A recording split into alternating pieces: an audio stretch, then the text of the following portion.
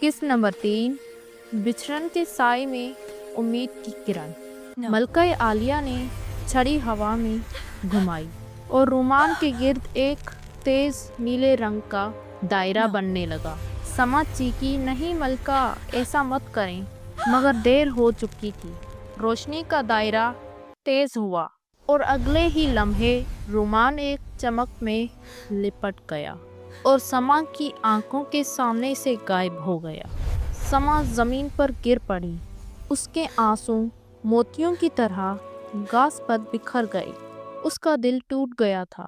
ملکہ عالیہ نے سرد نگاہوں سے سما کو دیکھا اور بولی، یہ تمہارے والد کی سزا کا تسلسل ہے سما، اب تم وادی مہتاب میں ہمیشہ قید رہو گی۔ ملکہ کے حکم پر سما کو وادی کے ایک تاریک حصے میں قید کر دیا گیا، جہاں چاندنی بھی بے مشکل پہنچتی تھی، مگر سما کی روح میں رومان کی محبت ایک چراغ کی طرح روشن تھی۔ وہ ہر رات چپکے سے آسمان کو تکتی، اس امید پر کہ شاید رومان اسے پھر کبھی مل جائے۔ کئی دن اور راتیں گزر گئیں، سما کی اداسی بڑھتی گئی۔ ایک رات قید خانے کی دیوار پر ایک ہلکی سی چمک نمودار ہوئی اور ایک چھوٹی سی چاند پری جس کا نام تارا تھا نمودار ہوئی۔ تارا سما کی بہترین دوست تھی اور اسے بچانا چاہتی تھی۔ سما، میں تمہیں یہاں سے نکالنے آئی ہوں، تارا نے سرگوشی کی۔ سما نے حیرانی سے اسے دیکھا، لیکن کیسے؟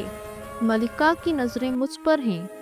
تارا نے ایک چھوٹا سا چمکتا پتھر سما کے ہاتھ میں تھمایا۔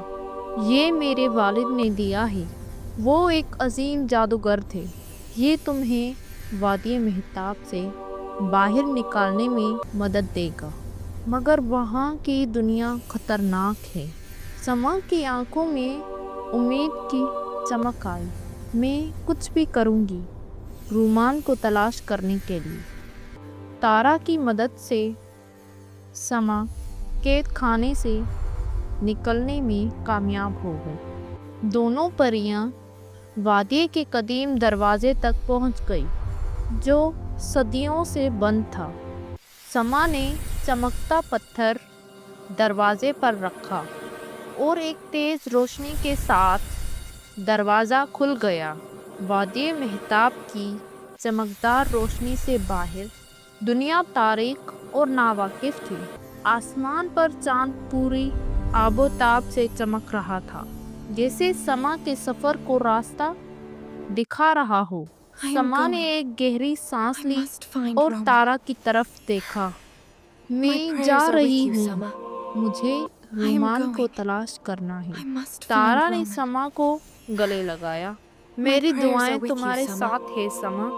سما نے اپنے نیلے پر کھولے اور وادی مہتاب سے باہر کی تاریک پر خطر دنیا میں پرواز کر گئی۔ اس کا دل رومان کی محبت سے بھرا ہوا تھا اور اسے یقین تھا کہ تقدیر نے انہیں ایک بار ملایا ہے تو وہ دوبارہ بھی ضرور ملیں گے۔ اس کا سفر لمبا اور مشکل تھا، اسے نامعلوم خطرات کا سامنا کرنا تھا، مگر اس کی محبت کی طاقت اسے آگے بڑھنے کا حوصلہ دے رہی تھی۔ چاندنی میں چمکتی سما اڑتی چلی گئی، ایک ایسے انسان کی تلاش میں جس کے لیے اس نے اپنی ساری دنیا کو پیچھے چھوڑ دیا تھا۔